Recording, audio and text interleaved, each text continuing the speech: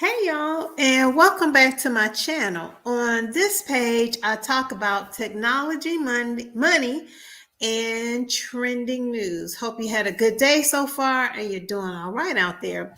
So, this story that I came across on a new partnership between the Medical University of South Carolina and the South Carolina Department of Corrections caught my eye. Now, y'all know my people are from the low country of South Carolina. This story itself is from the upstate of South Carolina, or the upstate.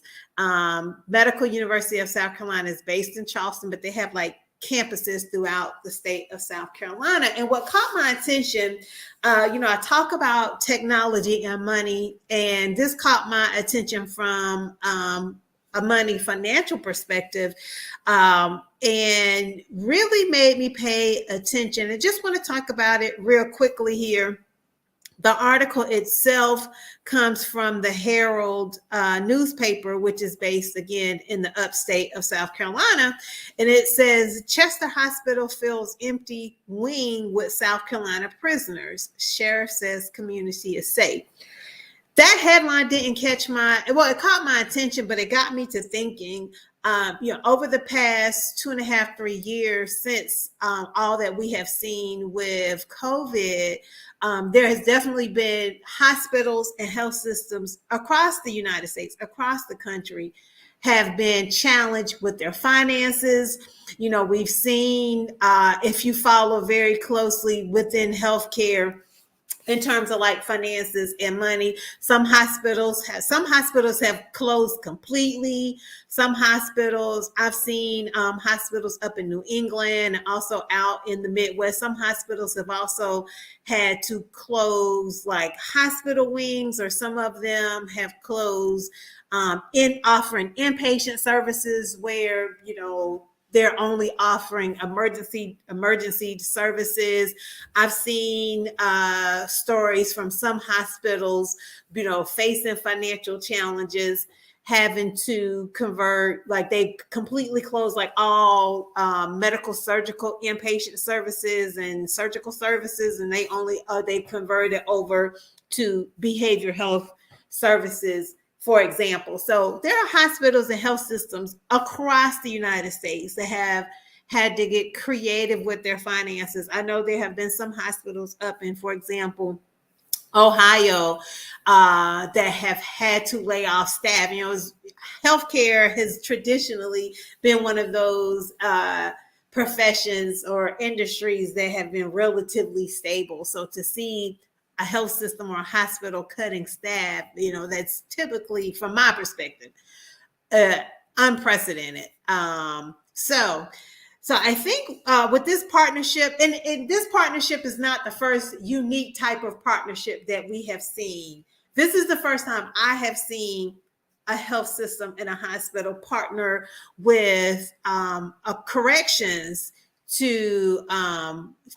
have a partnership with corrections around like finances and money. So I definitely want to talk about it. Like, we've seen partnerships like between health systems and hospitals and robotics companies around like innovating with technology in that way.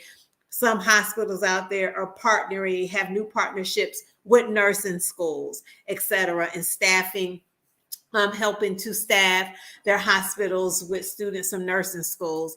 There's a hospital, I believe, down in Texas. I saw a story maybe about 2 months ago out in Texas, I believe also out in Colorado, that are now training traditional non-clinical people to fill some type of like clinical type roles. So yes, it's very unique. But this one definitely caught my eye. This is the first time I have seen a hospital partnering with a health system, partnering with a hospital for a corrections facility.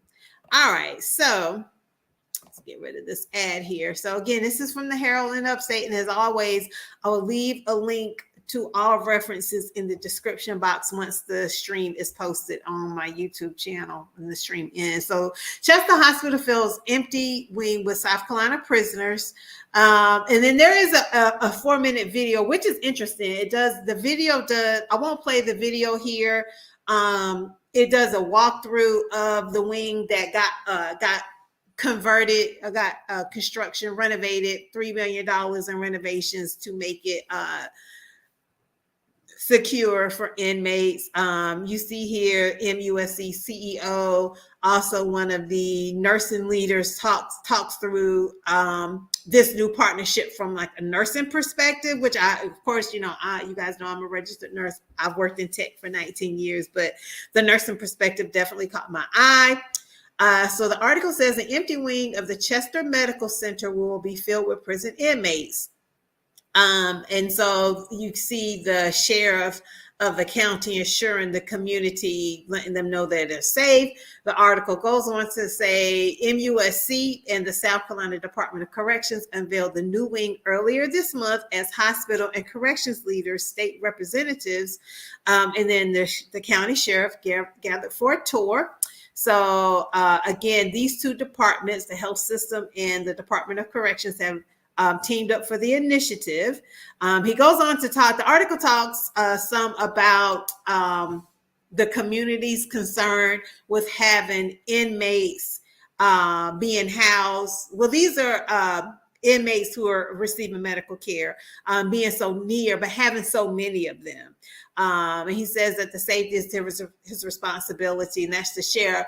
And so inmates, like state and federal and even like county inmates receiving care at traditional hospitals and health systems, that's not anything new.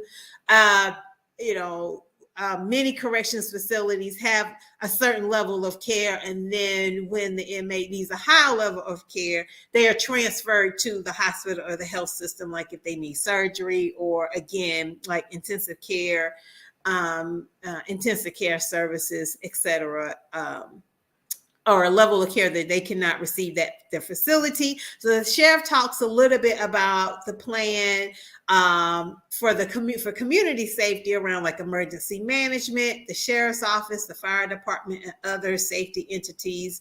And then they talk about the up level or the renovation that has been done, like the renovations to make. So essentially what it was, there was an empty hospital unit for this hospital that was in danger of closing. And that empty hospital wing, wing, was converted to be safe in order to be able to house patients. Okay.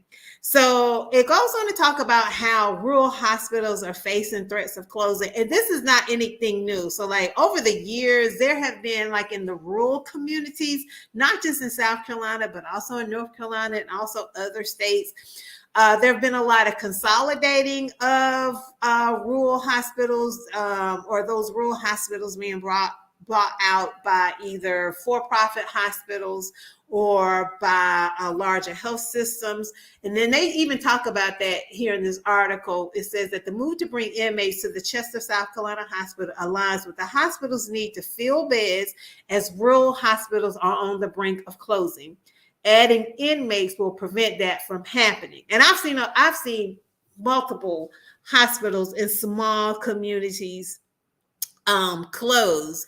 And what I find is once those rural hospitals close, of course, the people in the community, they have to travel further when they need a higher level of care. In some communities, once the hospital closed, they may put like an urgent care in its place, or an urgent care or an emergency department, just like a freestanding emergency department. I have seen that as well. And then the article says that communities, quote, communities like Chester are under great pressure to close their hospitals. It's hard to maintain the hospital, inexpensive, but he says it's hard to maintain the hospital, but this will prevent that from happening or make it much less likely. And so rural hospitals have struggled over the years to attract medical staff, and then adding this new wing. Well, it's not a new wing, but they've converted the wing to be able to house inmates with security, etc. Means there will be 60 new jobs. South Carolina taxpayers foot the bill for inmates' health care, including the need for specialists, filling beds with inmates' needs. Those specialists also can serve other patients throughout the hospital. And then, so they're going to talk about a steady flow of patients. So the future of Chester Medical Center was uncertain before Medical University of South Carolina took it over in 2019. So again, as I mentioned earlier, that MUSC is based in Charleston. And they bought 3 rural hospitals: Lancaster Medical Center, and then Chester, and then another rural hospital. And let's see, the hope is that using that wing with inpatients, again, keeps the hospital from closing, brings jobs, and, makes it so that this hospital or this medical center can stay open in that rural community.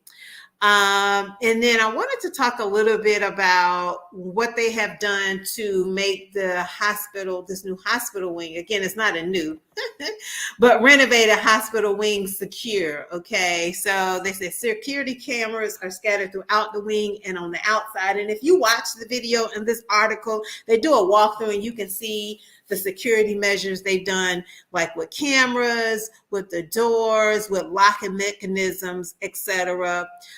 Doors to patient rooms, which will only be occupied by only one patient, which is interesting. So I've seen in some of the smaller hospitals, they have semi-private rooms. So a semi-private room means you have 2 patients, or for example, at some of the older Veterans Affairs or VA hospitals, you'll see like wards where they may have 4 patients in one room. I have seen that. I don't know if any of the older VAs have more than 4 patients, but I have seen some older VA hospitals have wards where they put 4 patients in one room. But at this facility, it will be all private rooms. So 1 patient per room, and the rooms are secured by heavy duty locks, they say. 2 security officers man the doors when they have to be opened. Medical staff pass through 2 sets of secure doors to get onto the wing, which are also manned by several security officers. And so in the video, and I believe a little bit later on this article, they talk about the challenges that the Department of Corrections have had with staffing their traditional corrections facilities. Fences cover floor to ceiling windows in the entrance. And then there's also bars on all the windows. And then they talk about how much it costs to upfit to be in compliance with correction standards. And they said how this will help solve a statewide staffing shortage at prisons across the state. And so it's really interesting because I was interested in the staffing plan, not just for nursing, but also for corrections. So currently, inmates who need non-emergency care are transported to hospitals across the state and require 2 security officers over 2 shifts.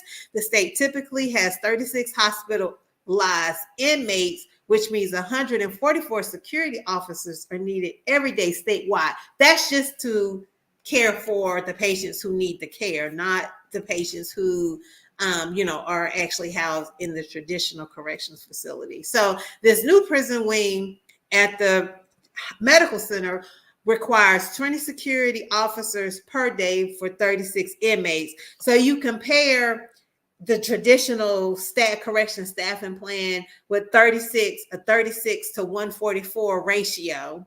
So if you work in nursing or healthcare, you know how you do a ratio, you may have a 6 to 1, so 6 patients to 1 nurse. On a traditional med surg floor, or like on an ICU, it's a 2 to 1 ratio, meaning 2 patients to 1 nurse. So with the corrections, for this ratio, they do 36 to 144 traditionally. But with this new staffing plan, they can have a 36 to 20 ratio, which is a significant change to staffing, which I could also imagine significant impact financially wise, which again, I love talking about technology and money are 2 of my favorite topics. So when I saw that, I said, And so they go on to say everybody we knows have a lot of staffing issues at the Department of Corrections, and we struggle just like everybody else in this day and age to staff our facilities. And that is not at all unlike challenges that hospitals and health systems across the United States have with nursing staffing. Okay, I used to work in hospital patient throughput, and sometimes it could be a challenge with staff in the hospital, especially during peak flu season. So flu season typically ran anywhere from about November-ish until about March-ish, depending on how severe the flu season was that year. So it's interesting to see a similar trend with staffing that is in corrections that parallels the staffing challenges that are in healthcare, and how they have how they're addressing it with this new partnership. So that's the end of the article, but I'm not saying it's a bad thing. I'm not saying it's a good thing. I'm curious, and I'm definitely going to see this again. This is the first time I've seen a health system partner with a corrections facility to address issues with community services in terms of having a hospital and medical services in a rural area, addressing staffing challenges on the correction side, also on the healthcare side, also in terms of providing jobs. So because you can see this new partnership is making it so that there are jobs available. I'm just really curious. Some of the questions I had, I'm just really curious, like what the nursing staffing plan is going to look like for this new wing. If you've never worked in a hospital or worked as a nurse in healthcare, every hospital, no matter the size or the type, always have a staffing plan, right? So like what your ratios are. Again, I was talking earlier about ratios. So I wonder how they're going to staff this unit, because there's 36 beds, but this is a 36 bed unit that will be housing inmates. So I'm really curious on what the staffing plan is going to look like, and also what they're like, if they're going to like floating, like if they're going to have like a float pool, or if the nurses who work on that unit are going to be specialized only to work on that unit and cannot float out, or if you have nurses who float in. So traditionally, if you work at the bedside, and say if your typical unit is, you typically you're a surgical nurse. That is your specialty. You've worked as a surgical nurse for years. That's what you've been trained in. But there are times, depending on staffing needs in other units that are not surgery, you may be floated to a medical unit. You might be floated to an eye care, ENT, ear, nose, throat unit. You may be floated to an oncology unit, or a dialysis unit. So I'm just really curious what their staffing plan is, and if they're going to force those nurses or have those nurses float into this unit, and those nurses have not been trained to be corrections nurses. I'm just curious, like also what their patient flow is going to look like, in terms of just like admissions, discharge, and transfers, what the acuity level of the patients they're going to put in that unit. Like, is this just going to be like a because they didn't talk about that in the article. But again, I'm a nurse. I've worked in patient flow, hospital operations, and hospital throughput. So these are the type of things, even though I work in tech now, that I started thinking about as I read this article, and as MUSC worked to address, from a financial, but also a operational perspective. I could definitely see how it can help with this hospital keeping it out of the red, because again, as I mentioned earlier, hospitals and health systems across the country over the past, due to the impact of the past 3 years, have been challenged with their finances. Hospitals have closed. Some hospitals have had to stop providing certain types of services and only can provide like emergency services, or only provide behavioral health for those patients who need that specialized level of care. I'm also curious on like what the clinical education is going to look like. In the video, which you can see here on the screen, I'm not going to play, but they talk about, in terms of, they talk a little bit about the staffing, and say anytime the nurse has to go into the room, they will always be escorted by an officer. So it's just interesting. So I'll be following it up. And that's it, y'all. Let's check my quick notes that I scribbled. Yeah, so I have a feeling we'll be seeing more of these creative type partnerships As hospitals and health systems look to, right level themselves with the financial challenges from the last few years, similar to the other type of unique partnerships I mentioned earlier in the video. If you made it this far, please consider liking the video, also subscribing to the channel. And there's also a little bell that you can see. If you click that bell, it's a notification bell. It will notify you every time I go live or every time I post a new video. If you have any comments, I'd love to hear your thoughts on this very new, unique type of partnership. And I will see you in the next video.